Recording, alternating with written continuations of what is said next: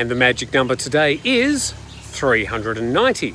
That's the amount in baht you'll be paying in addition to your airfares when departing from Thailand next year. Now, it's all got to be approved yet, but it's all but approved already. Over the past couple of years, they were talking about ways that they could introduce a 300 baht passenger tax, arrival tax, but no one could actually figure out how they were going to collect it. No worries, you hide it within a current departure tax. Here we go.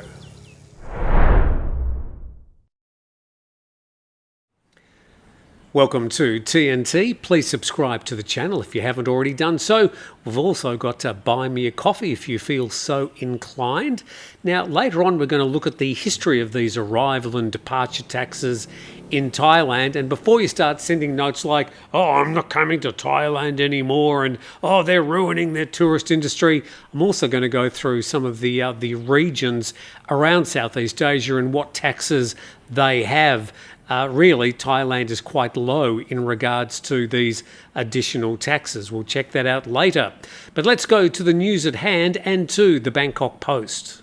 Thai airport tax to rise 53% for international flights, and the Civil Aviation Board's approved a 53% increase in the passenger service charge, commonly known as the airport tax, for outbound passengers on international flights.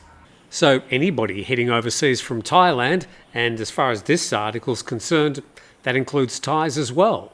So the board approved an application to raise the charge from 730 baht to 1,120 baht. Don't worry, I've done the maths for you. That's an increase of 390 baht. Well, hang on, what's this 730 baht tax I've already been paying that they're now going to increase 53%? You've been paying that departure tax for several decades already. It says the service charge will be included in the price of airport tickets at the time of purchase, so they don't have to figure out how they're going to add this additional airport tax. They've already got the mechanism. And it's expected to take effect early next year. The passenger service charge for domestic flights remains unchanged at 130 baht. Yes, you've already been paying that tax on domestic flights without a single complaint. And the Bangkok Post article reminds us that the AOT airports of Thailand operates Suvarnabhumi, Don Mueang, Phuket, Chiang Mai, Hat Yai and Chiang Rai. And they're going to seek approval for the fee increase from the Transport Minister, and they expect it to generate around 10 billion baht in additional revenue per year. What are they going to spend it on, you ask? You may not be very satisfied with the answer. The fee increase would lead to better airport service and safety, as the revenue would be invested in more facilities for passenger convenience at the airports. We'll remove half the extortionate retail shops and double the number of sky bridges.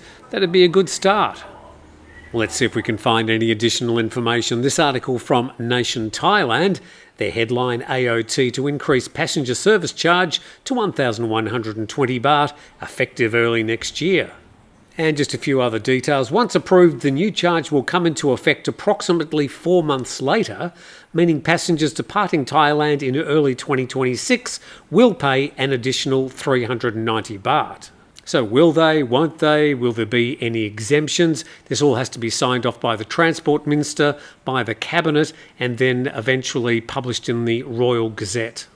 And this version of the article says the additional income will be invested in improving airport services, particularly expanding Suvarnabhumi Airport's capacity with the construction of a new South Passenger Terminal. So it looks like you're going to be 390 baht out of pocket when you're leaving Thailand from next year. Let's check out some of the similar types of taxes around Southeast Asia. So starting with Bali, they've got a tourist levy, and that's equivalent to around about $10 per person per entry. Malaysia's got an accommodation-based tourist tax, and that's equivalent to about $2 or $3 per room per night. Now, a lot of hotels in other countries have got VAT and service charges. In Vietnam, for example, it's got a 10% government tax, and then you've got the service fees on top of that. In Europe, for example, there's about a 12.5% tourist tax on top of your hotel accommodation, and places like Venice even charging day trippers €5 or €10 to go and visit the city. Plenty of other taxes emerging in some of the popular tourist zones around the world. They're sort of difficult to escape from. Now in Thailand, we've been paying a departure tax from back to the 1990s. In those days, you used to pay in cash around about 500 baht, I think, at the airport as you were leaving. You had to pay that before you could get on the plane. After 2007, they included it in the airline ticket price, and so it was all hidden in your airline fees, and that's what they're doing with this. So you're not really going to notice it. You don't have to stump up with additional cash at the airport. It's all going to happen at the time you purchase your departure flight from Thailand. So there you go, a little bit of an additional tax. I'm sure there'll be plenty to talk about in the comments section. I look forward to reading them. Please subscribe to the channel. Don't forget you can buy me a coffee. Hope you have a fantastic rest of your Thursday, and we'll see you next time.